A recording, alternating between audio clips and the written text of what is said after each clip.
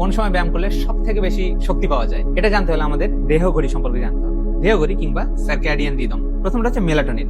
সন্ধ্যা হওয়ার সাথে সাথে, দিনের আলো কমার সাথে সাথে মেলাটোনিন আমাদের শরীর থেকে রিলিজ হওয়া শুরু করে। অর্থাৎ এটা আমাদের স্নায়ুকে শান্ত করে এবং আমাদেরকে ঘুমের দিকে ধাবিত করে।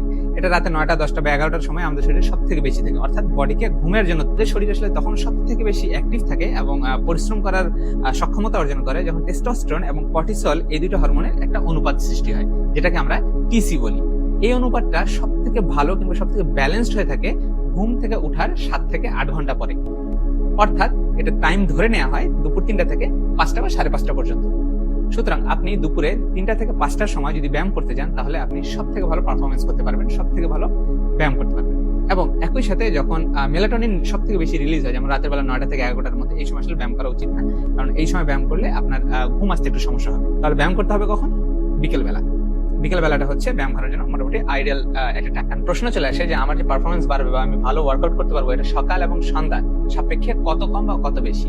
5% বেশি। অর্থাৎ আপনি সকালে কিংবা রাতে ব্যায়াম করলে যে পরিমাণ আপনি শক্তি দিতে পারেন, যেভাবে যতটুকু আপনি পারফরমেন্স করেন, তার থেকে 5%